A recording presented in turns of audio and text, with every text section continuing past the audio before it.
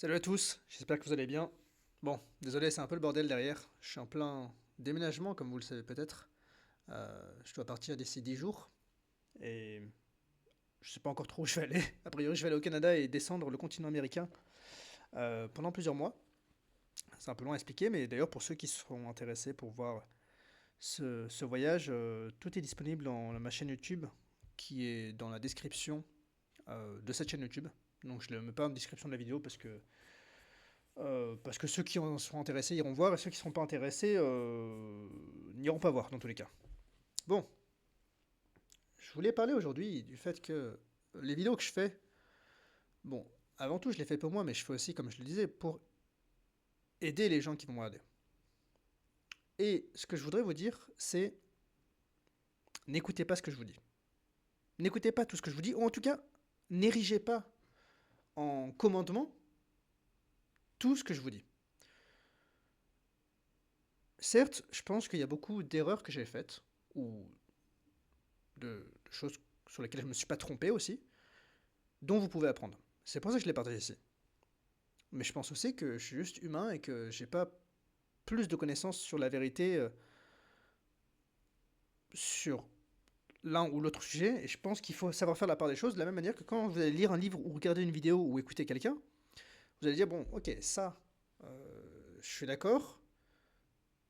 Ça, par contre, sur ce point-là, je vais peut-être plus le prendre avec des pincettes. Et c'est pour ça que je pense, à mon humble avis, que tous les influenceurs du dev perso, peu importe les réseaux, peu importe le format, 99% vont aller au tapis et 99% déjà sont allés au tapis. Si vous regardez un peu le développement personnel sur la sphère anglophone, on avait avant des gens comme Hamza, 2 millions et quelques d'abonnés, qui maintenant ont fait des vues qui se réduisent à peau de chagrin, tout simplement parce qu'en fait, il a érigé sa parole en tant que connaisseur.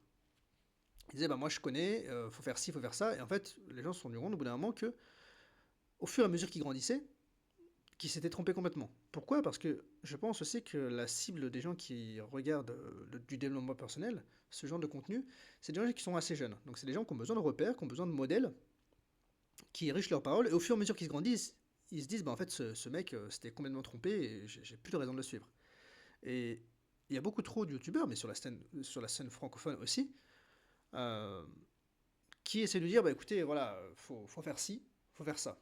Bon, déjà, moi ce qui me dérange avec ce genre de vidéo, c'est qu'il n'y a pas il n'y a pas de preuve. C'est-à-dire que ces gens-là, ils vous disent, bah écoutez, si tu veux être super productif, si tu veux être riche, si tu veux faire ça, euh, fais ci et fais ça. Mais il n'y a pas de preuve.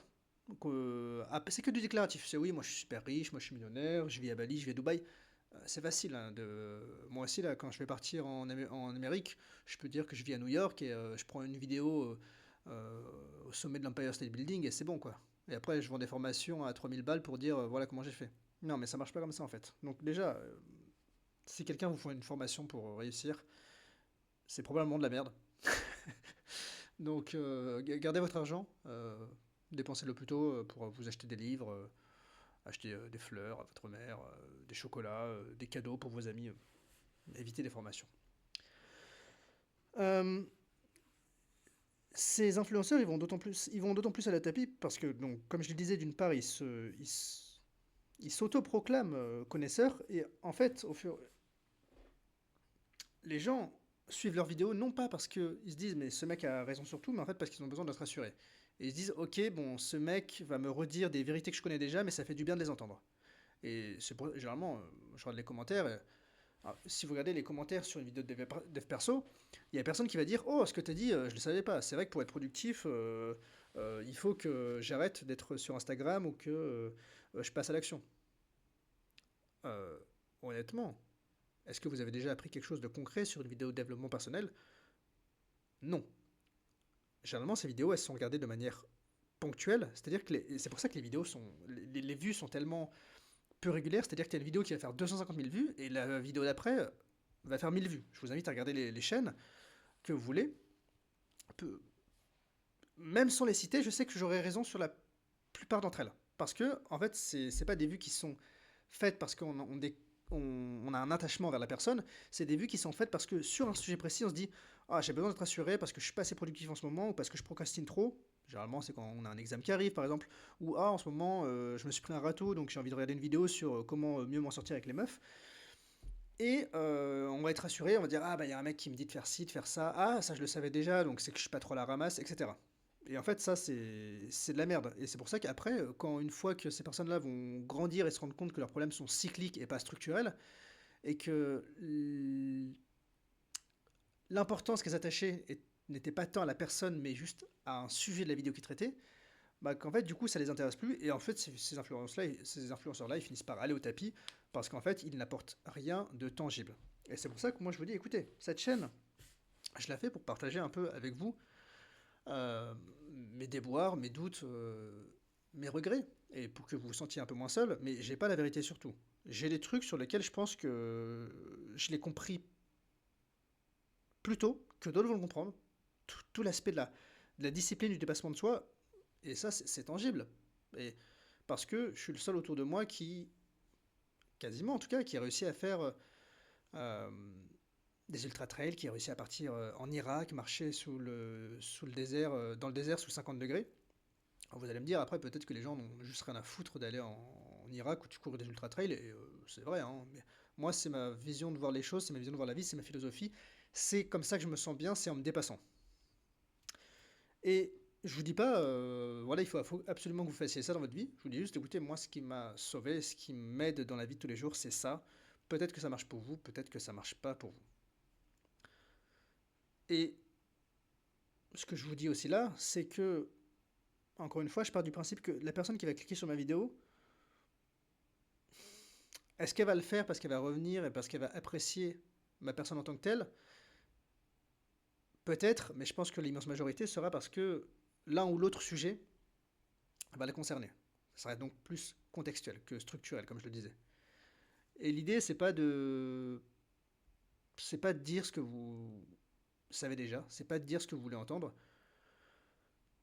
Tant mieux si ça vous rassure, mais être rassuré, ça va rien changer à votre vie. C'est juste une sorte d'instinct humain dont on a besoin lorsqu'on se sent pas bien. On a envie d'être rassuré. Et dès lors, d'une manière générale, c'est à ça que servent nos parents et plus spécifiquement notre mère, c'est à nous rassurer lorsque on a fait une bêtise ou lorsque on a peur de quelque chose. Moi, je suis pas là pour vous rassurer, je suis juste pour vous dire là que vous n'êtes pas tout seul dans ce que vous pensez, dans ce que vous vivez, et vous n'êtes pas tout seul parce que probablement il y a certaines choses que vous et moi on aura vécu en commun. Et il y a certaines choses sur lesquelles j'aurais trouvé des réponses, mais d'autres non.